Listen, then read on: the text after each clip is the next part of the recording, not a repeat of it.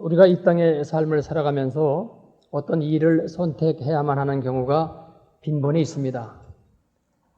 어느 학교를 가야 할지, 어느 학과를 선택해야 할지, 누구랑 결혼해야 할지, 이 사업을 시작해야 할지, 안 해야 할지, 이 집을 사야 할지, 저 집을 사야 할지를 결정해야 합니다. 그런데 거의 대부분의 사람들은 자신의 미래가 현재의 노력과 선택에 따라 결정된다고 생각합니다. 이것은 어느 정도는 맞습니다. 그러나 성경을 보면은 이와는 또 다른 길이 있습니다.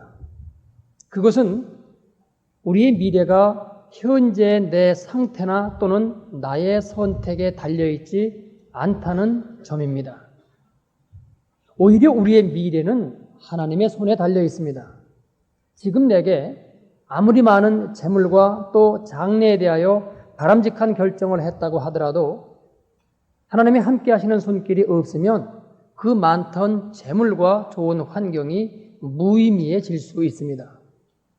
반면에 현재 형편도 그리 바람직하지 않고 그 선택도 사람이 보기에는 잘못한 것처럼 보이지만 그것이 하나님의 뜻에 맞는 선택이라면 그 앞길은 인간이 상상할 수 없는 새로운 상황으로 반전되기 시작합니다. 오늘의 본문에는 서로 다른 선택을 한 두 사람이 등장합니다.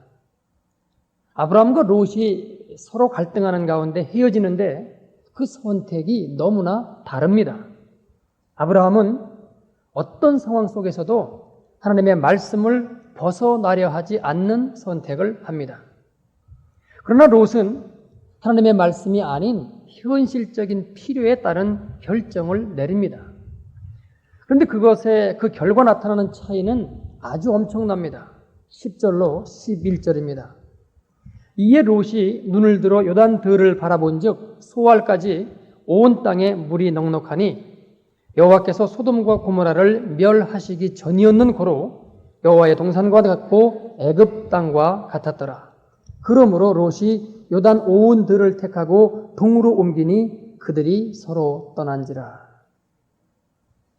지금 롯이 요단들을 택한 이유가 무엇입니까? 들 저녁에 걸쳐서 물이 넉넉합니다. 목축을 하는데 물은 없으면 안 될 필수 조건이죠. 그런데 그 물이 넉넉합니다. 다음으로는 여호와의 동산 같고 애굽 땅과 같았다고 하였습니다. 그러니까 땅이 비옥하여서 푸른 초장인 것을 알 수가 있습니다. 따라서 목초지로서는 가장 이상적인 들판입니다. 그래서 롯은 요단들을 택합니다. 그러나 여기에 현재로서는 눈에 잘 보이지 아니하는 다른 요소가 한 가지 더 있습니다. 그것은 여호와께서 소돔과 고모라를 멸하시기 전이었는 고로라는 구절입니다. 요단뜰에 위치한 소돔과 고모라는 하나님 앞에 패역한 도시였습니다. 그래서 이제 얼마 안 있어 하나님의 심판을 받을 도시였는데 롯은 이 사실을 보지 못하고 있습니다. 그런데 그는 점점 더 소돔성 가까이 가고 있습니다. 12절로 13절입니다. 아브라함은 가나안 땅에 거하였고 롯은 평지 성읍 들에 머무르며 그 장막을 옮겨 소돔까지 이르렀더라. 소돔 사람은 악하여 여호와 앞에 큰 죄인이었더라. 그 당시의 시대 상황을 감안해 볼 때에 평지에 머무는 것은 위험합니다. 나 혼자 고립되어 있어서 언제 어떤 일을 당할지 알 수 없습니다. 그래서 가급적 성 가까이 내지는 성 안에 거하는 것이 안전합니다. 그래서 롯은 장막을 점점 옮겨서 소돔까지 이르렀는데 소돔 사람은 악하며 여호와 앞에 큰 죄인이었다고 하는데 문제가 있습니다. 반면에 아브라함은 어떠합니까? 아브라함은 가나안 땅에 거하였고 이렇게 기록되어 있습니다. 그는 하나님이 약속하신 가나안 땅을 떠나지 않을 결심을 한 것입니다. 이 약속의 땅을 떠났다가 애굽에서 수치를 경험한 그런 아브라함은 비록 물과 풀이 많지 않은 척박한 땅이지만 이제는 이곳을 떠나지 아니하려 합니다. 이에 대해서는 앞쪽에 9절로 넘어가 봅니다. 땅을 선택할 수 있는 권리를 아브라함은 롯에게 양보하고 있습니다.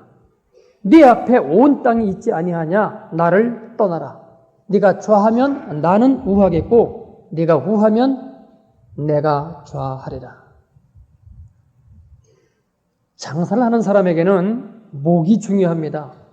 목이 좋지 않으면 제 아무리 열심히 장사를 해도 노력을 들인 만큼의 대가를 얻지 못합니다. 이처럼 목축을 하는 사람에게는 무엇보다도 목초지가 중요합니다. 목초지가 좋지 않으면 목축을 함에 있어서 몇 배의 힘이 드는 겁니다. 그런데 아브라함은 이처럼 제일 중요한 사항을 결정지음에 있어서 롯에게 그 선택의 권한을 주고 있습니다. 어떻게 이 일이 가능할까요? 우선 상식적으로 생각해 볼 수 있는 것은 조카이니까 자신을 따라서 죽음의 그 험난한 길을 함께 걸어왔던 조카이니까 양보했다고 볼 수도 있지만 이것만 갖고는 설득력이 약합니다. 목초지를 정하는 것은 정말 중요한 일이기 때문입니다. 그래서 우리가 생각해 볼 것이 이것입니다. 지금 아브라함에게는 이 목초지의 선택보다도 더 중요한 것이 그의 마음과 생각 속에 있습니다. 하나님은 분명히 앞에 창세기 12장 7절에서 내가 이 땅을 네 자손에게 주리라고 약속하셨습니다. 그때는 아브라함도 그 땅만 생각했습니다. 그러나 이제 애굽에서의 실패를 경험하고 다시 이 땅에 돌아온 아브라함에게는 하나님의 그 약속의 말씀이 단순히 땅만의 의미였을까 하는 생각을 하게 되는 것입니다. 왜냐하면 땅은 갈대아 우르에도 하란에도 많이 있습니다. 그런데 왜 하필 하나님이 이곳 가나안 땅을 주겠다고 하시는 것입니까? 또 이 땅이 정말로 좋은 땅이었다고 하면은, 아주 비옥한 땅이었다고 하면은 아브라함이 단순하게 정말 이 좋은 땅을 내게 주시려고 나를 이곳까지 오게 하셨구나 이렇게 생각할 수 있습니다. 그러나 땅이 전혀 좋은 땅이 아닙니다. 또 이곳 가나안 사람들이 모두 하나님을 믿고 있었더라면 이래서 나를 이곳에 보내셨구나 이렇게 생각하였을 터인데 그것도 아닙니다. 12장 6절에 모래 상수나무에서 보았던 것처럼 이 땅 역시도 갈대아 우르처럼 우상을 섬기고 있는 곳입니다. 또 한 가지는요, 하나님이 처음부터 가나안으로 가라 하고 땅을 지정해 주시지 않았습니다. 어딘지 모르는 땅을 다만 하나님의 인도하심을 받아오다 보니 여기까지 온 것입니다. 그런데 이곳까지 오면서 하나님은 계속 아브라함에게 당신의 말씀을 믿으라고 하는 믿음의 훈련을 시키셨습니다. 히브리서 11장 8절로 10절의 말씀이 그것입니다. 믿음으로 아브라함은 부르심을 받았을 때에 순종하여 장래의 기업을 받을 땅에 나아갈새 갈 바를 알지 못하고 나갔으며 가는 곳이 어디인지를 몰랐습니다. 그러나 믿음으로 따라갔습니다. 9절 믿음으로 저가 외방에 있는 것 같이 약속하신 땅에 우거하여 동일한 약속을 유업으로 함께 받은 이삭과 야곱으로 더불어 장막에 거하였으니 이는 하나님의 경영하시고 지으실 터가 있는 성을 바랐음이니라. 이는 하나님의 경영하시고 지으실 터가 있는 성을 바랐음이니라. 아브라함은 하나님의 말씀을 믿는 믿음의 훈련을 받으며 지금 이곳까지 왔습니다. 그런데 이는 하나님의 경영하시고 지으실 터가 있는 성을 바랐기 때문이라고 기록되어 있습니다. 사실 아브라함은 그것이 무엇인지 지금 잘 모르고 있습니다. 그러나 무언가 이 땅 자체가 아니라 이 땅과 관련된 그 어떤 다른 무엇이 있다는 것을 지금 아브라함은 어렴풋이 깨닫고 있는 겁니다. 그게 무엇인지는 모르겠어요. 그러나 어쨌든 가나안의 이 땅보다는 훨씬 더 좋고 더 크고 더 의미가 있는 그런 것입니다. 그래서 그는 목초지의 문제가 아니라는 것이죠. 그래서 인간적으로 볼 때 가장 중요한 목초지에 대한 선택권을 조카인 롯에게 양보합니다. 더 중요한 것이 그에게 있기 때문입니다. 이것을 지금의 시점에서 정리하면 이런 거죠. 하나님이 우리에게 주시고자 하는 진정한 것은 보이는 것이 아닙니다.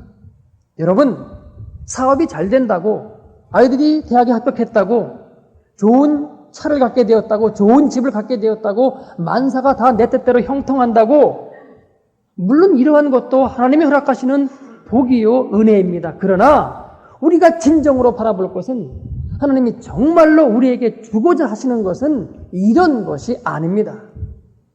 우리가 주님을 닮아가는 것, 하나님의 형상을 회복하는 것, 성령의 열매가 맺혀져서 항상 기쁨과 감사 가운데 하나님의 영광을 찬양하는 것, 바로 이러한 것들이 하나님이 진정 우리에게 주시고자 하는 진짜 내용들입니다. 아브라함은 지금 아직 이러한 내용을 모릅니다. 그러나 하나님이 주시고자 하는 것이 땅 자체가 아닌 것은 지금 어렴풋이 바라보고 있는 겁니다. 그래서 그는 보이는 바대로 판단하면 가장 중요한 목초지를 선택하는 권리를 롯에게 양보하고 있습니다. 더 중요한 게 있으니까요. 여러분, 믿음이란 눈에 보이지 아니하는 정말 중요한 것 때문에 눈에 보이는 다른 어떤 것들을 희생하는 것, 이것이 믿음입니다. 그러나 정확히 말하면 그것은 또 희생이 아니지요. 이것이 정말로 좋기 때문에, 중요하기 때문에, 귀중하기 때문에 저쪽 것에는 관심이 가지 않는 것이지요. 그래서 지금 아브라함은 목초지에 대한 선택권을 롯에게 양보합니다. 그랬더니 롯은 보이는 상황에 좋은 대로 요단 온들을 택하여 떠나갑니다. 여러분, 이때 아브라함이 어떠했을까요? 결코 기분 좋을 수 있는 상황은 아닙니다. 그것은 롯이 좋은 목초지를 선택하였다고 하는 시기심 때문이 아닙니다. 지난 시간에도 말씀드렸던 것처럼 그래도 자신을 가장 잘 이해하고 그동안 따라주었던 사람이 조카 롯이었기 때문입니다. 그런데 그가 말씀을 저버리고 자신의 좋은 대로 가는 것을 볼 때에 아브라함의 마음이 낙담되는 것입니다. 좋은 믿음의 동지를 잃어버렸기 때문입니다. 의지하고 의논할 대상을 잃어버렸기 때문입니다. 그래서 지금 아브라함은 인간적인 실망과 낙담 속에 있습니다. 그러나 하나님은 우리를 시리에 빠져있게 내어버려 두지 않으십니다. 14절로 15절입니다. 롯이 아브라함을 떠난 후에 여호와께서 아브라함에게 이르시되 너는 눈을 들어 너 있는 곳에서 동서남북을 바라보라. 보이는 땅을 내가 너와 네 자손에게 주리니 영원히 이르리라. 앞에서 말씀드렸던 것처럼 우리가 믿음으로 하나님이 기뻐하시는 그 어떤 것을 선택하려고 하면은 대개는 세상을 향한 나 자신의 욕망과 욕심을 포기해야 됩니다. 그런데 그렇다고 해서 금방 내게 감사와 기쁨이 찾아오지 않습니다. 오히려 이게 맞는 건가? 내가 지금 이 결정을 잘 한 건가 하는 회의가 찾아듭니다. 그러나 분명한 것은 우리가 하나님의 뜻을 따라 결정했다면은 거기에는 반드시 하나님이 당신의 말씀으로 우리에게 찾아와 격려하시고 힘주시며 그 선택에 당신의 뜻이 있음을 알려주십니다. 그래서 우리의 불안해하는 마음을 잠재워 주십니다. 그러나 내 욕심에 따른 결정일 때에 하나님은 침묵하십니다. 그래서 하나님은 이제 좋은 환경을 버리고 말씀을 붙잡은 아브라함, 그러나 속으로는 내심 불안해하고 있는 아브라함에게 찾아와 말씀하십니다. 너는 눈을 들어 너 있는 곳에서 동서남북을 바라보라. 보이는 땅을 내가 너와 네 자손에게 주리니 영원히 이르리라. 그래서 보이는 이 모든 땅을 네게 주겠다고 하십니다. 그러나 우리가 앞에서 살펴보았던 것은 땅 자체가 아니었지요. 무언가 땅보다는 더 크고 더 위대한 그 어떤 것이었는데 지금 본문에서는 땅을 주겠다고 하십니다. 그러나 그 다음 16절을 보면은 또 다른 내용이 등장합니다. 내가 네 자손으로 땅의 특별 같게 하리니 사람이 땅의 티끌을 능히 셀 수 있을진데 네 자손도 세리라. 우리 한국 사람은 대대로 자손이 많은 것을 복으로 여겼습니다. 그 이유는 후손을 많이 남길 때에 우선 환갑잔치할 때 좋고요. 그 다음으로는 자신의 이름이 사라지지 않는다고 하는 인간의 명예, 공명심과 연계됩니다. 그러나 성경이 우리의 이름을 남기는 것을 무슨 대단한 명예라고 그런 의미로 아브라함에게 자손을 많이 주겠다고 하겠습니까? 결국 이 말씀은 너와 같은 믿음을 가진 사람들, 그래서 하나님의 자녀들을 많이 창출해내시겠다고 하는 약속을 이처럼 믿음의 사람인 아브라함의 자손의 수가 많을 것이라는 말씀으로 선포하고 계신 거지요. 그러면 땅은 도대체 어떤 의미를 갖게 됩니까? 17절에서도 하나님은 다시금 땅을 주겠다는 약속을 하고 계십니다. 너는 일어나 그 땅을 종과 횡으로 행하여 보라. 내가 그것을 네게 주리라. 여러분, 이 땅은 하나의 표징입니다. 증표입니다. 즉 눈에 보이는 사건을 통하여 당신의 약속의 말씀이 이루어지는 것을 증거하는 증표입니다. 그러면 하나님이 정말로 주시고자 하는 것은 무엇입니까? 그것은 우리의 속에 하나님의 형상을 회복하는 것으로서 하나님의 성품입니다. 성경은 하나님이 사람을 창조하실 때에 당신의 형상과 모양대로 만드셨다고 되어 있습니다. 바꾸어 말하면 우리는 하나님 같은 사람이었습니다. 그래서 우리의 속에 시기와 분노와 질투와 남을 해코자 하는 그런 마음이 아니라 하나님처럼 사랑의 마음을 가진 존재로 만드셨습니다. 그리고는 당신과 똑같은 마음과 성품을 가진 이 사람에게 이 땅을 하나님의 나라와 똑같이 다스리라고 그 권한을 위임하셨습니다. 그러나 인간이 하나님의 말씀을 어기고 선악과를 따먹어 범죄하였을 때에 인간 속에 있던 하나님의 형상이 파괴됩니다. 그리고는 이 땅을 다스릴 수 있는 권세도 빼앗깁니다. 왜냐하면 하나님의 뜻대로 다스릴 수 없는 존재가 되었기 때문입니다. 그러나 창조시 하나님의 본래의 계획이 무엇입니까? 하나님의 형상을 가진 사람으로 하여금 이 땅을 다스리게끔 하는 것입니다. 여러분, 하나님의 말씀은 한번 당신의 입에서 나가면 그 말대로 이루어짐이 없이 되돌아오는 법이 없다고 성경은 말씀하고 있습니다. 그렇다면 하나님께서 지금 우리를 통하여 이루시고자 하시는 일이 무엇입니까?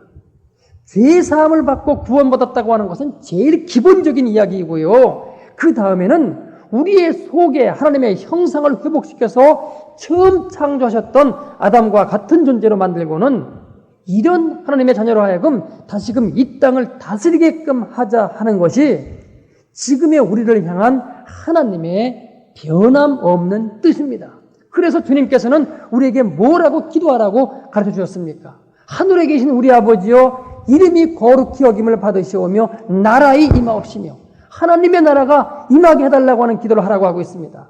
뜻이 하늘에서 이루어진 것 같이 땅에서도 이루어지이다. 하늘나라를 하나님이 다스리는 것처럼 이 땅도 하나님이 다스리는 그런 거룩한 나라로 우리를 통해서 이 일을 이루어달라고 기도하라고 가르쳐 주셨던 것입니다. 그래서 지금 하나님께서 아브라함에게 주시고자 하는 것은 단순한 땅이 아닙니다. 땅은 하나의 보이는 징표이고요. 실상은 아브라함에게 하나님의 형상을 회복시키는 것, 그래서 그의 성품을 하나님의 거룩하신 성품으로 덧입히기 위한 것입니다. 그런데 이것은 오직 하나님의 말씀에 순종하려 할 때에 가능합니다. 그래서 이제까지 아브라함을 가나안으로 이끌어 오시면서 말씀에 순종하게 하는 훈련을 시키셨던 것이고, 드디어 그가 눈에 보이는 대로 좋은 목소리를 따라가지 아니하고 약속의 땅에 거하고자 할 때에 하나님께서 그의 삶에 개입하시기 시작합니다. 그러나 여러분, 현명한 결정을 내렸다고 생각되었던 롯은 어떻게 됩니까? 이제 얼마 안 있어 그 위에 하늘로부터 유황불이 떨어지는 절대 절명의 위험에 처하게 됩니다. 그리고 그리고 이 재앙은 또 무엇과 연관이 됩니까? 말씀을 따라갔느냐 아니냐 하는 이것과 연결됩니다. 대부분의 사람들은 천국을 피상적으로 생각합니다. 그러니까 하나님의 심판에 대해서도 피상적입니다. 그러나 여러분 아닙니다. 천국처럼 구체적이고 확실한 나라가 없고 동일하게 하나님의 심판처럼 확실하고도 무서운 것이 없습니다. 그래서 히브리서 기자는 주께서 그의 백성을 심판하리라 말씀하신 것을 우리가 아노니 살아계신 하나님의 손에 빠져 들어가는 것이 무서울진저 이렇게 기록하고 있습니다. 우리는 인간이기 때문에 우리 앞에 어떤 일이 일어날지 전혀 알 수가 없습니다. 무슨 어려움이 닥치고 무슨 사고를 당하는지 전혀 알 수 없습니다. 그래서 아무리 많은 재산과 좋은 환경과 조건 속에 지금 살고 있다고 하더라도 그것이 우리의 미래를 보장해 주는 것은 아닙니다. 그렇다면 우리는 우리들 자신을 돌아보아야 합니다. 지금 우리는 어디로 가고 있습니까? 어떠한 결정과 선택을 하고 있습니까? 말씀에 따른 선택입니까? 눈에 보이는 대로의 결정입니까? 만약 말씀과 관계없는 선택을 하고 있다면 잘 나가는 것 같지만 그 끝은 파멸입니다. 거기에는 자기 생각과 자기 욕심만이 가득하기 때문에 하나님이 개입하실 수 있는 여지가 전혀 없기 때문입니다. 그리고 하나님이 개입하시지 않는, 함께 하시지 않는 그 끝은 결국은 파멸일 수밖에 없는 겁니다. 그러나 아브라함처럼 말씀을 따르는 삶입니까? 분명히 어렵고 힘이 듭니다. 잘못 선택한 것 같습니다. 누구 하나 알아주는 사람도 없습니다. 그리고 그 모습도 초라하기 그지없습니다. 무엇보다도 그 선택을 한 자기 자신조차도 사실은 아직 하나님의 약속의 증거인 땅이 주어지지 않았기 때문에 눈에 보이는 증표가 없기 때문에 내심 불안합니다. 그러나 여러분 걱정하지 마십시오. 내 뜻을 저버리고 하나님의 뜻을 따랐기 때문에 반드시 하나님께서 개입해 들어오시기 시작하십니다. 그래서 그 증표와 그 실제를 다 주실 것을 우리에게 다시금 약속해 주시며 또한 새로운 힘을 주십니다. 이때 중요한 것은 아직 아무런 증거가 나타나지 않았음에도 불구하고 하나님의 약속의 말씀을 다시금 믿는 것입니다. 신뢰하는 것입니다. 마지막 18절을 보시겠습니다. 이에 아브라함이 장막을 옮겨 헤브론에 있는 마므레 상수리 숲에 이르러 거하며 거기서 여호와를 위하여 단을 쌓았더라. 아브라함의 눈에 보이는 것을 종과 횡으로 동서남북으로 모두 주겠다고 하나님이 약속하셨으니 그 보이는 곳 가운데 가장 좋은 상수리 숲을 나무가 무성한 곳에 다가가 제단을 쌓고 하나님께 영광을 돌렸다는 것입니다. 즉 하나님의 말씀을 믿었다는 표시이죠. 그래서 끝까지 하나님의 말씀만을 따르겠다고 하는 약속을 하나님 앞에 다시금 드린 거죠. 왜 하나님이 그 좋은 요단 오온들을 아브라함에게 주시지 아니했을까요? 정말로 주고 싶어 하시는 더 좋은 것이 있었기 때문입니다. 왜 하나님은 우리에게 우리의 기도대로 응답해 주지 아니하시고 이 땅의 모든 것들을 다 주지 아니하실까요? 정말 주고 싶어 하시는 더 좋은 것이 있기 때문입니다. 그것이 무엇입니까? 성령 충만한 삶입니다. 그래서 우리의 속에 하나님의 형상을 회복하는 일입니다. 그래서 하나님의 성품을 우리에게 다시금 덧입히시는 일입니다. 그리고 이것은 하나님의 말씀에 순종하려 할 때 주시는데, 말씀에 순종한다는 것은 주님의 십자가 앞에 진정으로 무릎을 꿇는 것으로부터 시작됩니다. 그 전까지는 하나님은 이 일을 행하지 아니하십니다. 오히려 내게 있는 모든 것을 다 가져가시거나 아니면 쓸모없게 만드십니다. 그래서 하나님 외에는, 예수 그리스도의 십자가 외에는 내가 의지할 것이 아무것도 없다고 하는 고백이 나오게끔 하십니다. 그러면서 이 고백 가운데 비로소 성령님께서 우리 속에서 역사하시기 시작합니다. 그래서 우리로 하여금 정말로 예수 그리스도의 사람이 되게끔 하십니다. 그래서 모든 것을 주 안에서 하게끔 하십니다. 공부도, 일도, 가사도, 사역도 모든 것을 주 안에서 자유한 가운데 기쁨으로 행하게끔 하십니다. 여러분 그때 어떠한 일들이 나타납니까? 내가 하고 있는 그 모든 일들 가운데에 하나님의 성령이 역사하심을 느끼게 됩니다. 그래서 내가 하고 있는 그 모든 일에서 생기를 느끼게 됩니다. 그래서는 드디어 그 일들을 통하여 죽었던 영혼들이 살아나는 역사가 일어나기 시작합니다. 우리의 삶에 있어서 가장 중요한 것은 올바른 선택입니다. 그리고 이것은 눈에 보이는 대로의 선택이 아닌 말씀을 따른 선택이어야 합니다. 아브라함이 이것을 알고 요단 온 들을 버렸을 때에 하나님은 가나안 땅만이 아닌 영원한 땅까지도 그에게 허락하셨습니다.